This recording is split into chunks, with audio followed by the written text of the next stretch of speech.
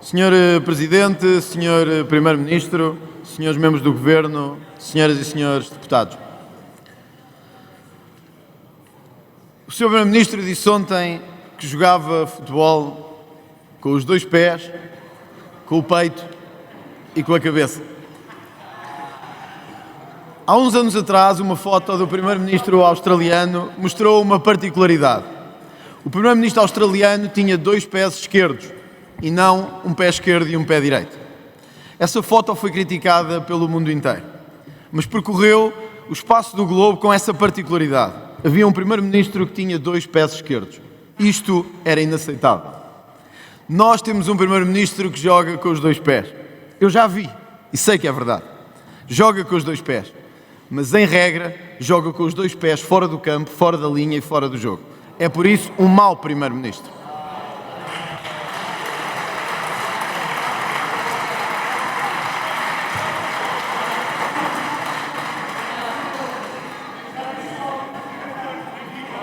É também o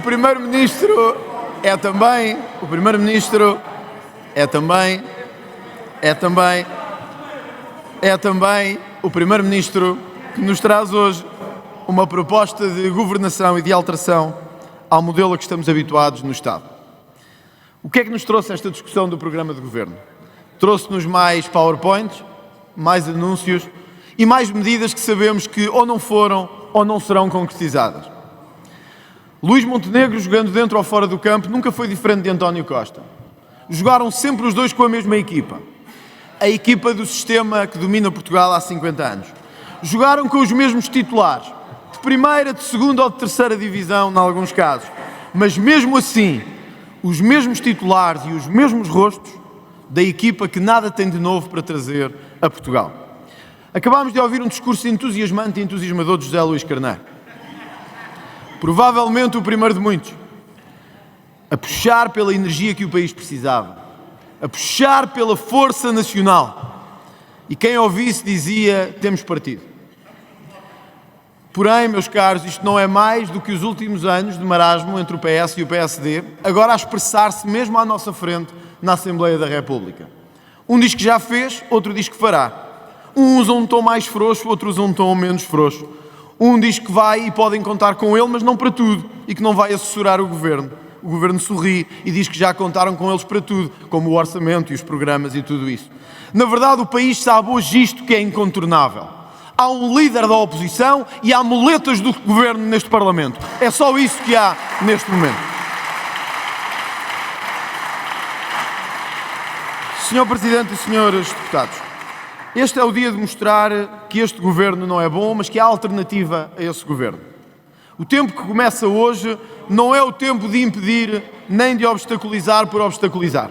O país precisa de construção e de responsabilidade. Precisa de construção e de capacidade de dizer não, sendo oposição. Sabemos aquilo que a extrema-esquerda quer e sempre quis. Fingindo ser uma oposição forte, acabaram reduzidos a 4 ou 5. O PS fez o mesmo e o país deu a resposta no dia 18 de maio. Deu, é verdade, uma maioria a este Governo, uma maioria maior do que aquela que tinha, e deu um papel de liderança ao Chega nessa construção alternativa. Eu quero dizer, Sr. Primeiro-Ministro, a si e perante esta Câmara, que nós levamos e levaremos a sério o trabalho de liderar esta oposição, mas que nunca contará, e sei que sabe que nunca contará, com um partido que seja tão e somente uma muleta, mas um partido que tenha coragem de lhe dizer na cara o que está errado, onde errou, o que fez mal, o que tem que fazer melhor e o que deve mudar por Portugal. Não conte mais com a oposição feita ao estilo PS/PSD. Conte com um partido capaz de lhe dizer a verdade, mesmo que essa verdade custe. E conte com um partido capaz de lhe dizer onde governa mal, mesmo quando está a governar mal todos os dias da vida deste Governo. Por isso, nós não começamos bem quando dizemos, Sr. Primeiro-Ministro, que vamos resolver uma crise de habitação, onde o país, ou onde estamos no país com mais dificuldades de acesso a essa habitação, e acabamos de atribuir na Câmara Municipal de Lisboa 127 casas àqueles que as ocuparam ilegalmente. É a sua cor política. É a sua cor política. que atribui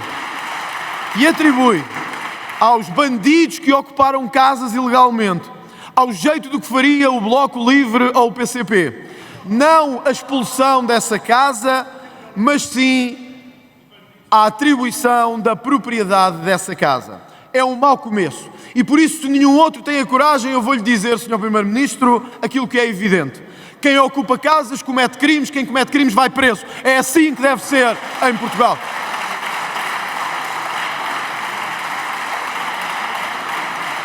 Não podemos querer reformar o Estado, fazer guerra à burocracia e termos connosco o recorde de nomeações políticas do último ano. Porque coube a este Governo o recorde de nomeações políticas no aparelho do Estado no último ano. Conseguiu bater, inclusivamente, o recorde do antigo Primeiro-Ministro António Costa.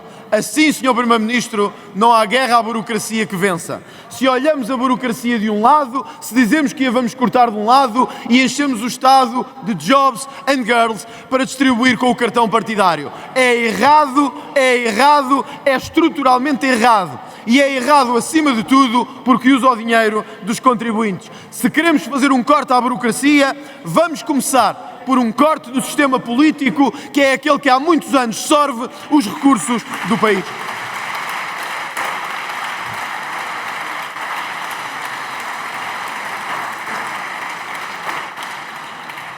Os incêndios. O país volta a viver um drama de norte a sul e sem equação definida. Ontem mesmo ouvi esta expressão de um autarca. Ouçam, estamos a combater os fogos de mãos vazias. Passam anos e anos de PS e PSD, com um candidato a líder do PS com responsabilidades diretas na administração interna do Estado e continuamos a conseguir combater os incêndios sem nenhum meios eficazes. Ontem faltavam helicópteros. Antes de ontem, no dia anterior, faltavam meios humanos. Como é que podemos ter um Estado e um partido? Como é que podemos ter um governo que nem no mais básico e fundamental consegue dar resposta aos cidadãos? Os cidadãos que viram a carga fiscal aumentar no último ano, atingir um recorde histórico do PIB, pensam, quando chegar lá eu terei o Estado para mim, mas não têm. Não têm na urgência que está fechada, não têm no hospital que está fechado. E não veem quando o fogo começa a chegar perto das casas deles, os bombeiros e a proteção civil com meios para o fazer. Senhor Primeiro-Ministro, este estado de coisas tem de acabar. Não podemos continuar a ser os parentes pobres na Europa, até no mais básico e fundamental que há. Defender a terra, Portugal e os portugueses do fogo que todos os anos nos consome.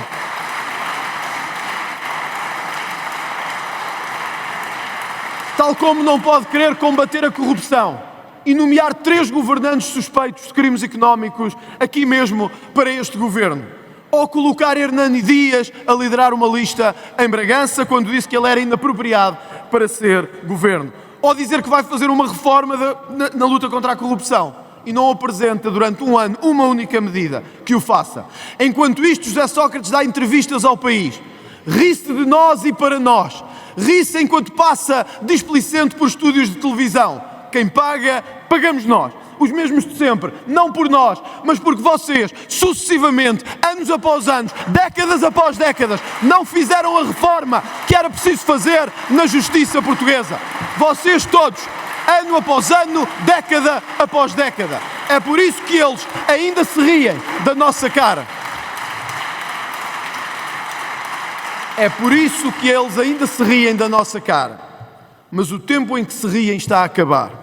E graças a Deus a impunidade está a chegar ao fim neste país. Todos os que me precederam nos discursos foram claros. Vivemos um novo tempo histórico, um novo contexto político. Claro que para alguns é o contexto político mais ameaçador das suas vidas. Vem aí o fascismo. Estão mesmo já à nossa porta. Estão mesmo aqui já a bater tambores. Derrubaram o PS, a seguir vêm por nós. Que ninguém tema, porque quem não roubou o país não tem nada a temer, nem do Chega, nem do movimento que leva o Chega para a frente.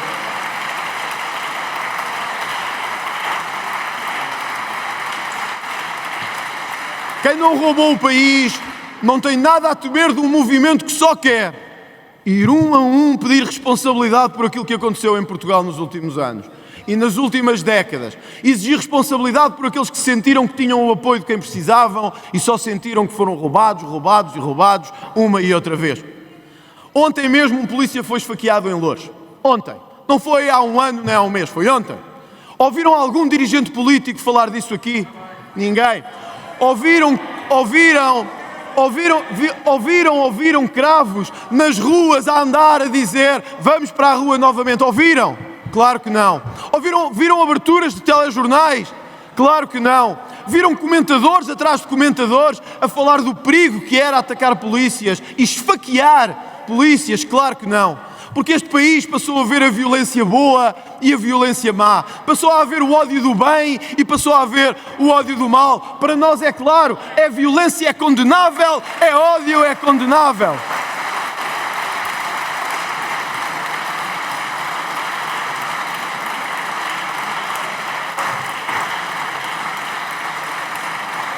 Onde é que estava o comunicado do Primeiro-Ministro ontem à tarde? Onde é que estava a nota da Presidência da República ontem à tarde? Zero! Em lado nenhum, porque a vida do polícia não interessa, como não interessa a vida do comerciante, do lojista, do taxista, do médico, do professor, do enfermeiro. Interessa se é coitadinho, interessa se precisa de ter a mão do Estado, interessa se precisa de ser levado ao colo pela extrema-esquerda, porque se for um português comum, isso já não interessa nada. Morre e mais nada. É assim que tem sido nos últimos anos em Portugal. Morre e mais nada.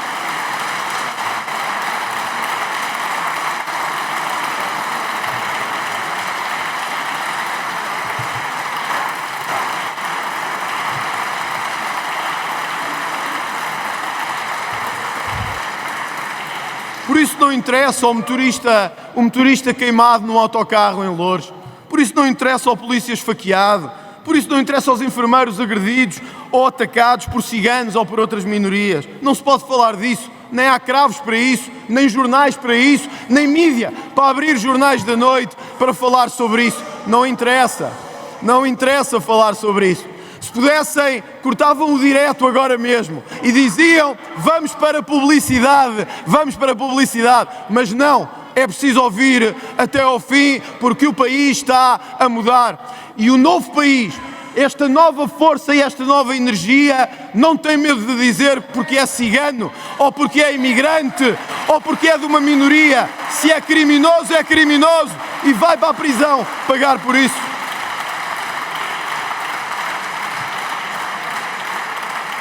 Por isso o país assistiu ontem ao Conselho da Europa, essa instituição prestigiada de lugares de taxos distribuídos internacionalmente, vir dizer cuidado Portugal, cuidado porque está a aumentar o discurso agressivo por alguns políticos que estão sentados aqui neste Parlamento.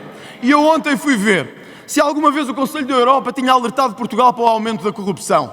Nunca.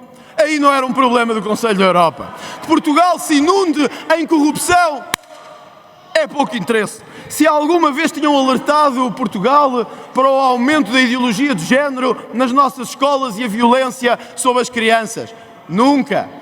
Se alguma vez tinham alertado Portugal para a violência dos ciganos sobre as populações que vivem ao lado deles? Zero anúncios. Se alguma vez tinham alertado Portugal para a insegurança provocada pelos fluxos migratórios? Nunca. 0 vezes de anúncio. Vêm agora não porque estão preocupados com os direitos humanos, porque são uma organização de tachos, distribuída por tachos e para tachos internacionalmente. É por isso que vêm agora falar disso.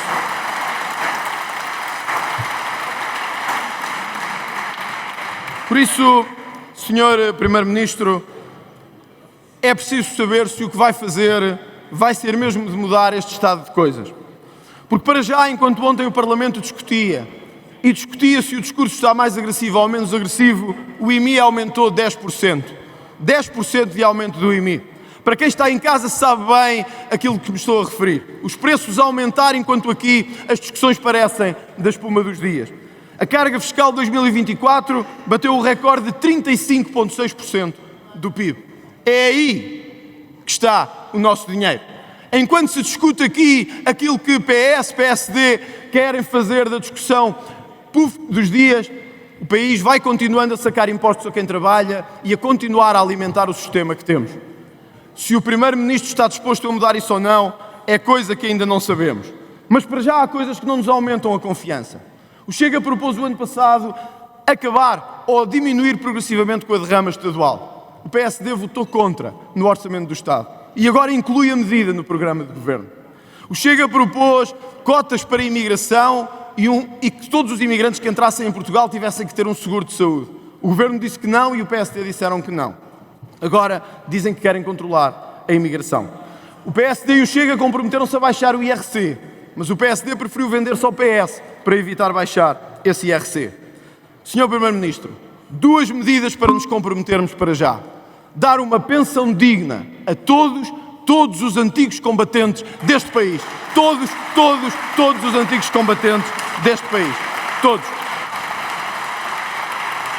Garantir que no dia de amanhã começamos um grande plano para pôr a trabalhar todos aqueles que recebem subsídios indevidamente neste país.